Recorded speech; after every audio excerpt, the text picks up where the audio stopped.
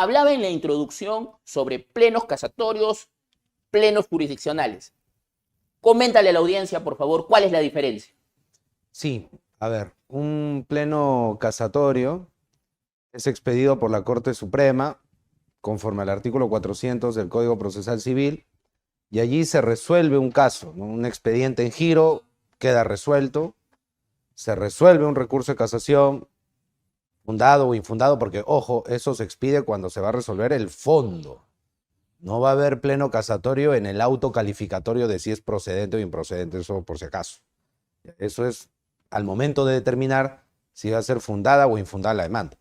Más bien, la Corte Suprema, cuando ve el recurso de casación, el expediente en giro, al momento en que va a ser la calificación, allí puede verificar o va a verificar, este es un tema polémico, este es un tema discutible a nivel de las Cortes, entonces vamos a convocar al pleno casatorio, ¿no? Y se reúnen ambas salas civiles de la Corte Suprema para resolver el caso concreto, si es fundado o infundado el recurso. Y número dos, para establecer reglas interpretativas, como ha dicho Julio en la antesala, obligatorias, vinculantes, para todas las cortes del país. Ojo que hay una cosa relevante, Julio, es que no solo vinculan a los jueces civiles, ¿no? Porque el artículo 400 expresamente dice, vincula a los órganos jurisdiccionales. Esto es laboral, penal, contencioso administrativo. De hecho, aquí en LP hemos comentado más de una vez cómo en algunos casos penales, contenciosos administrativos, se termina aplicando, por ejemplo, el noveno pleno casatorio civil o el quinto pleno casatorio civil, ¿no? Entonces, eso es el pleno casatorio. Mientras que el pleno jurisdiccional está en el tubo del artículo 116 de la Ley Orgánica del Poder Judicial. Y allí se establece que los jueces pueden reunirse en plenos jurisdiccionales para resolver ciertas cuestiones polémicas, pero allí no se resuelve un expediente en trámite. No hay un expediente en giro que demande una solución. Lo que demanda la solución es un problema, no una cuestión interpretativa.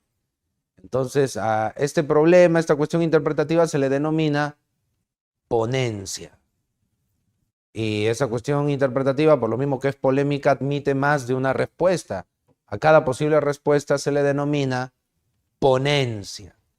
Entonces los jueces se reúnen, debaten, incluso invitan profesores, ¿no? Aquí Julio ha estado presente en más de un pleno jurisdiccional, por ejemplo. ¿Ya? Y luego de ese debate, recogiendo también la opinión de los docentes universitarios, de los profesores que eventualmente invitan, toman un acuerdo, ¿no? Que puede ser en mayoría o por unanimidad, como a veces ha ocurrido, ¿no? Entonces, ambos son importantes. Yo diría, Julio, que podríamos decir, que desde una perspectiva cuantitativa de repente, los plenos jurisdiccionales resultan ser ahorita hasta un poco más importantes que los plenos casatorios, en tanto y en cuanto, como dijo Julio en la antesala, plenos casatorios solo tenemos 10 en más de 30 años. Mientras que en plenos jurisdiccionales, desde el año 97 al 2024, ha habido plenos distritales, plenos regionales, plenos nacionales. Y además la convocatoria de un pleno casatorio civil a veces es complicada, toma su tiempo. Acordémonos nada más del octavo pleno casatorio civil, el tiempito que se demoró. En cambio, los plenos jurisdiccionales pueden ser convocados, resueltos, promovidos con mayor facilidad, con mayor agilidad, ¿no? Ambas herramientas son importantes, nadie duda de la jerarquía. Digamos, en la cúspide están los plenos casatorios civiles, pero los plenos jurisdiccionales, sin duda alguna, en el campo del litigio van a tener pues un rol bastante protagónico, digamos, insisto, por el tema cuantitativo y de la flexibilidad para convocarlos, para desarrollarlos, trabajarlos, como que están ahí junto con los plenos casatorios, ¿no? Yo a veces en clase, Julio, comento que dentro de la mecánica del avión de la seguridad jurídica en materia civil, este avión tiene dos motores igual de importantes, y un motor son los plenos casatorios civiles y otro los plenos jurisdiccionales. Así podría contestar la pregunta. No, muchas gracias, Ford. Surgen demasiadas inquietudes, este es un tema inagotable. Yo creo, me permito hacerte una primera pregunta. ¿Cuál es, y antes de entrar al objeto de la invitación, que es plenos jurisdiccionales, y también hay muchísimo más que hablar, cuantitativamente, como bien señalas. En cuanto a plenos casatorios, ¿cuál es tu pleno casatorio favorito, hablando académicamente, y cuál es aquel que en tu entendimiento ha tenido eficacia? Y eficacia, léase, el justiciable atendido, la demanda, los tribunales entendidos y por ende una solución a la controversia. A ver, ahí hay dos plenos, ¿no? Como dices tú, el favorito académicamente. Yo siempre creo que el pleno que ha tenido un mayor esfuerzo argumentativo, me parece a mí el pleno séptimo, el séptimo pleno Donde casatorio, fuimos plagiados. según algunos, no sé, yo no soy experto en propiedad intelectual, pero creo yo que ahí se desarrollan una serie de cosas que me parece a mí, más allá del tema de propiedad intelectual, ¿no? Que tendrá que ventilarse, o entiendo que se está ventilando, no lo sé, pero desde una perspectiva civilista, de la utilidad, o sea, por ejemplo, es la primera sentencia, la primera jurisprudencia que reconoce la tutela que le dan el crédito. Eso no había ocurrido antes. Eso para mí es un mérito más allá de otras cuestiones o defectos que puedan haber y donde obviamente se tendrá que proceder como manda la norma especial, ¿no? Eso en relación al séptimo pleno, ¿no? Lo veo un pleno que trata de hacer un esfuerzo de argumentar, de rebatir, de refutar, a pesar de que al final, al menos creo yo parcialmente, fue por una tesis que nosotros no patrocinamos ni patrocinamos hasta hoy, ¿no? Ahora, el pleno más casuístico, como dijiste, ¿no? Estadísticamente, el más aplicado, el más, yo diría hasta el más popular, el más conocido fuera del ámbito de los abogados, ese es, creo yo, el cuarto. De repente ahí está con familia el tercero, pero si vamos a los derechos patrimoniales, al ámbito inmobiliario, ¿no? Que es el objeto del programa de hoy, definitivamente el cuarto pleno casatorio de lejos, ¿no? Es curioso, Ford, porque si tú me hubieras hecho la pregunta si cambiáramos de sitio, mi pleno favorito académicamente, y debe ser no tanto por su construcción o contenido, sino por el tema y cómo lo desarrolla, es el cuarto. Por supuesto, en materia de desalojo por precario, tú puedes encontrar 50 supuestos y cada vez más. Solo hay 6 resueltos. Eso no le quita mérito al cuarto pleno casatorio, que a mí académicamente me gusta mucho. Y creo más bien que el que ha tenido una aplicación práctica grande es el séptimo. ¿Por qué? Porque después de haber existido tanta controversia, tanta discusión a nivel de propia Corte Suprema, y recordarás con jueces de la Corte Suprema que en un mes decían estoy a favor del embargo y a los 2 meses decían estoy a favor de la propiedad no inscrita, lo que es pésimo, es incorrecto, hay que ser claros. Finalmente el Pleno, con la solución que estableció, hizo que en la práctica las demandas bajaran, y es estadístico. Hoy no ves tantas demandas de tercería, y para mí ese es un efecto manifiesto del séptimo pleno casatorio. No quería pasar a nuestro tema, gracias por, sin antes trasladarte esta inquietud, me queda súper claro, académicamente el séptimo es el favorito tuyo, y el cuarto pleno casatorio aquel que ha tenido, y es cierto, también una incidencia mayor. Si vamos a los plenos jurisdiccionales, creo que a la audiencia ya le quedó más que claro, ¿no? Un pleno casatorio, vamos a decir así, de cumplimiento obligatorio, estricto, todo tiene excepciones, pero ocurre así, regulado en el Código Procesal Civil, y resuelve un caso concreto y a partir de ahí, jurisprudencia vinculante. Un pleno jurisdiccional es como una gran pregunta, como una gran inquietud donde se generan ideas, se formulan ponencias. En tu entendimiento de los plenos de los que has participado, que has revisado, que has comentado, ¿hay algún pleno jurisdiccional nacional que particularmente te haya llamado la atención en lo académico y en su eficacia práctica?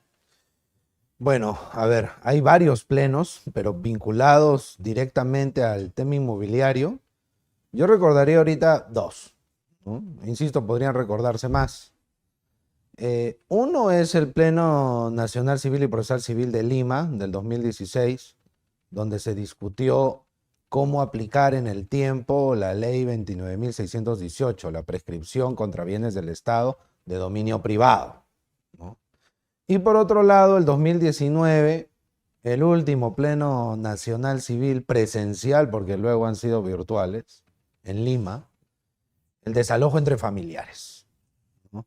Ambos tienen un contenido práctico enorme y también detrás unas cuestiones teóricas también bien interesantes, ¿no? El primer pleno al que haces referencia, ¿cómo concluye en su ponencia mayoritaria? Ese pleno establece, como dices tú, la conclusión por mayoría, ¿no? Porque en estos plenos nacionales es un poquito complicado conseguir unanimidad, pero perdóname un paréntesis ahí de 30 segundos. A mí me parece que en los plenos no tendría que haber la posibilidad de abstenerse, ¿no? Uno debe votar a favor de una ponencia o a favor de otra ponencia, o como ha ocurrido a veces, ya crear su propia ponencia.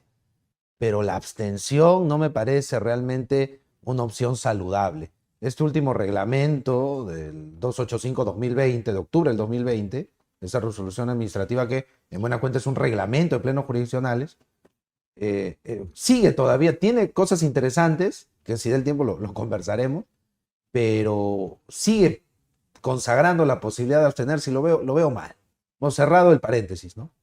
Entonces, en este pleno del 2016 se establece, se fija, ¿no? En relación a este tema, que si yo ¿no? logré, se consumó la usucapión antes de la entrada en vigencia de esta ley, noviembre de 2010, mi prescripción va, porque la ley no podría aplicarse retroactivamente. Recordemos que esa norma establece la imprescriptibilidad de los bienes públicos, de los bienes del Estado, por más que sean de dominio privado, no se pueden prescribir.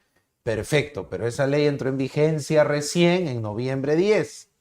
Si ya hay prescripciones adquisitivas consumadas antes, eso no se puede tocar. Esa es la conclusión, creo yo. ¿Está de acuerdo? Por supuesto, totalmente de acuerdo. Somos dos. ¿No? Ahora, el pleno del 2019, ¿no? Desalojo entre familiares, hace una invocación, creo yo, saludable a la normativa especial, ¿no? Porque la jurisprudencia venía resolviendo ese asunto con la Constitución. ¿Cómo la Constitución va a aplicar a un proceso infraconstitucional por excelencia como es el desalojo? La Constitución de manera directa, aplicación directa de la Constitución a un proceso netamente infraconstitucional un poco incoherente.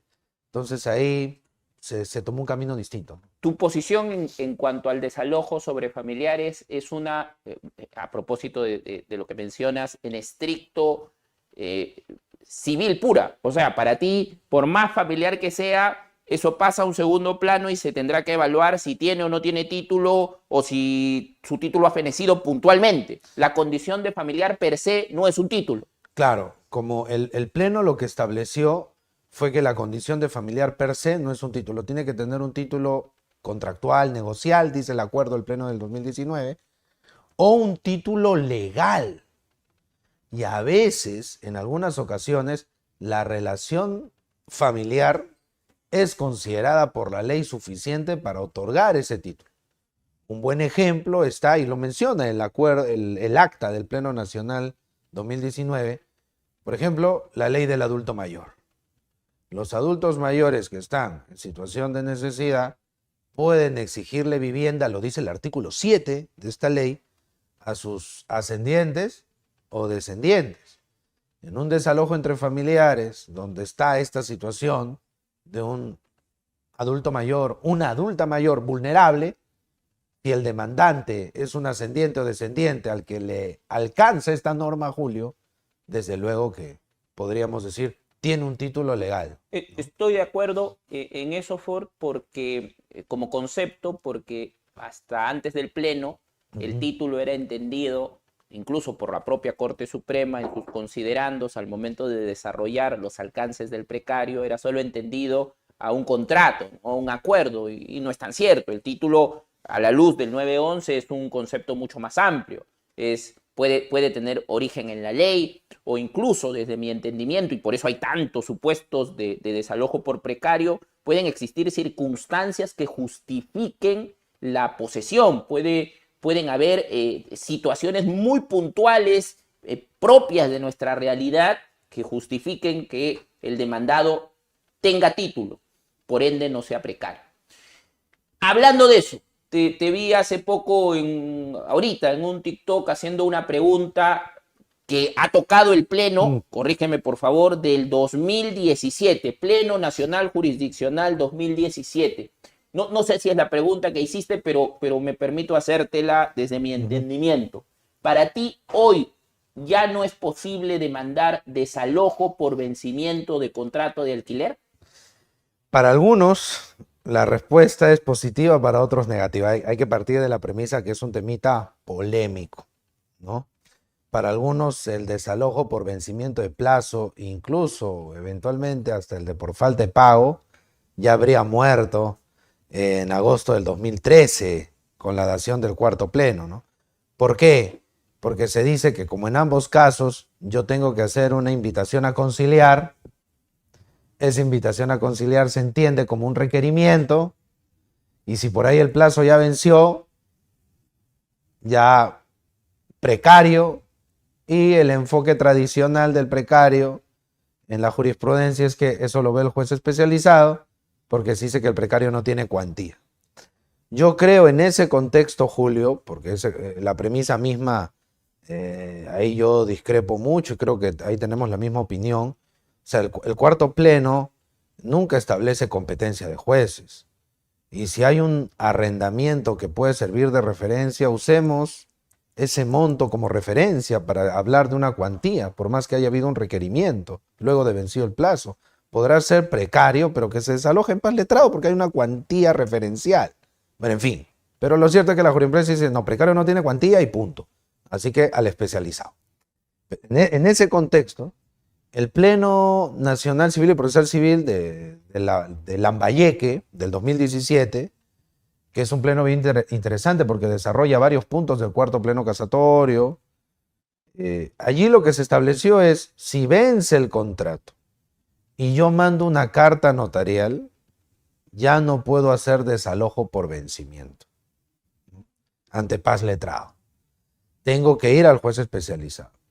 Entonces, la corte, varias cortes, varios jueces, varias posiciones, pero el pleno distrital de Lima Este del 2018 interpretó a contrario, normal, legítimo, por una interpretación a contrario sensu de ese pleno nacional, estableció que si hay una invitación a conciliar, recogiendo ahí ideas de nuestro querido profesor, el doctor Lama, recogiendo algunas ideas de él, ¿sabe qué? Cuando usted manda la invitación a conciliar, eso no es propiamente un requerimiento, porque es conversar, dialogar, es más, podría terminar quedándose en el bien, y de esa premisa se parte cuando se manda una conciliación, de que existe la posibilidad que se quede, porque se va a conversar, no a requerir necesariamente. Entonces, en ese entendimiento, no, si mando la invitación a conciliar, no arreglo y presento mi demanda, realmente no es requerido y se mantiene. Yo seguiría esa posición porque la idea es procurar salidas interpretativas que faciliten el desalojo. Aunque creo que el público tiene que saber, Julio, no es tanto la regla, ¿no? A veces los desalojos en paz letrado se alargan, que en los juzgados especializados termina siendo más rápido. Esta pregunta, que creo que es la misma que te hiciste hace poco, ha fenecido, ha culminado, ya no es posible demandar desalojo por vencimiento de contratos de alquiler. Yo creo que a partir del cuarto pleno se entiende que ya no es posible. Es equívoco en tanto que te impide, te obliga a ir al juez sumario y demandar por precario cuando puedes tener la vía del juez de paz letrado. Pero creo que terminó asesinándola. No obstante, y ahí tengo un aporte, Ford, me dirás si por ahí sigues este lineamiento, la pretensión vuelve a renacer, resucita con la ley de la cláusula de allanamiento a futuro. Resucita porque si tú tienes un contrato de alquiler por escrito, con firma legalizada, con la cláusula de allanamiento, podrás mandar la carta notarial al vencimiento, deberás ir a conciliar, porque creo que sobre eso ya no hay discusión, y por ende, si te sujetaras al cuarto pleno, dirías es precario.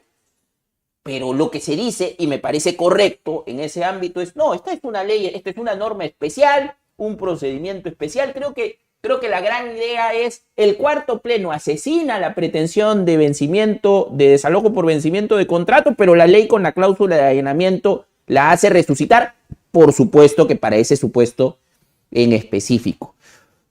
Maestro, una última inquietud, o dos, para que el público tenga tu posición. El Pleno Jurisdiccional Civil y Procesal Civil del 2020, su tema 4, se pregunta, ¿puede adquirir por prescripción quien tiene contrato de compra-venta? Ese es un tema bien interesante, ¿no? Porque un buen tiempo la jurisprudencia al demandante de la prescripción, que lo veían con un contrato de compra-venta, de inmediato, improcedente. Porque si ya eres dueño, ¿para qué pides la prescripción? Yo creo, como más de un autor nacional, como algunos profesores que han sido amigos curiae de la Suprema incluso, yo creo ahí, Julio, que digamos, son dos formas distintas de adquirir la propiedad. Son dos mecanismos distintos. Uno es derivado, el otro es originario. Si se me permite la expresión, son dos cadenas diferentes, por decirlo de alguna forma. Entonces, la compra-venta en la prescripción, Julio, tranquilamente puede valer como un elemento de prueba de la posesión. Oiga, no, pero si usted ya es dueño, un momentito. Yo en esta prescripción adquisitiva de dominio estamos discutiendo si ha operado o no un modo de adquisición originario. Y en ese contexto se me tiene que evaluar. La compra-venta es un modo de adquisición derivado. Ni siquiera sería punto controvertido, porque es una materia, un modo de adquisición de distinta naturaleza al modo de adquisición materia del proceso. Pero entonces, ¿por qué traería la compra-venta? Porque la compra-venta podría entenderse, podría valer como un medio de prueba de la posesión. No se va a analizar si esa compra-venta es válida o eficaz. Se va a analizar si esa compra-venta sirve o no sirve para acreditar posesión. De repente no sirve. Habría que ver su contenido, evaluarlo a la luz de los otros medios probatorios. Recordemos la valoración conjunta de la prueba que manda el Código Procesal Civil. Son varios los plenos jurisdiccionales nacionales que han abordado temas vinculados al derecho inmobiliario. Voy a comprometer al profesor Dinamango para que nos acompañe en algún próximo programa y continuemos hablando porque, como habrá podido advertir, es súper importante que entienda cuál fue la ponencia, hacia dónde está dirigiéndose hoy la jurisdicción, independientemente de si estamos a nivel distrital, regional o nacional. Dos últimas preguntas, Ford.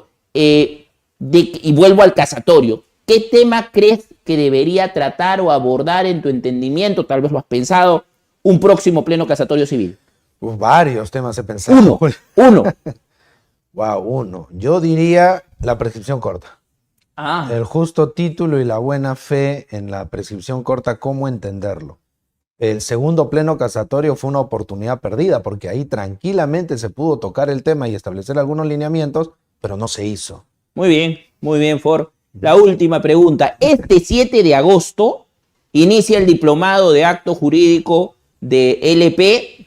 Vas a ser ponente, por supuesto. Los chicos quieren saber, a propósito del diplomado, una cortita. Si tuvieras que decirle en minuto y medio, ¿cuál es la diferencia entre nulidad, invalidez e ineficacia? Te la pongo difícil, ¿ah? Por el minuto y medio. Que adviertan qué es lo que se viene en este diplomado. Ya.